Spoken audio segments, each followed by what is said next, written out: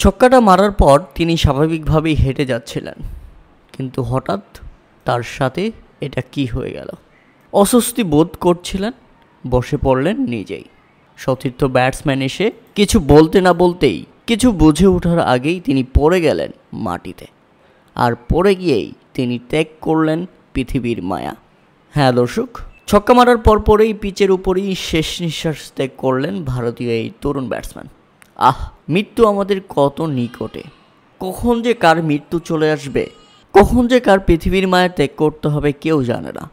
আমাদের মৃত্যু নিশ্চিত সেটা আমরা জানি, কিন্তু আমাদের মৃত্যু কখন হবে সেটা আমরা কখনোই জানি না, বা জানা সম্ভব নয়। তাই প্রত্যেকটা মুহূর্তে একটা মানুষের মৃত্যুর কথা চিন্তা করা উচিত।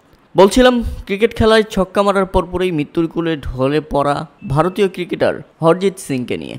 তিনি ফিরোজপুরের তরুণ ক্রিকেটার। এদিন ফিরোজপুরের জেলা স্কুল মাঠে খেলা চলছিল।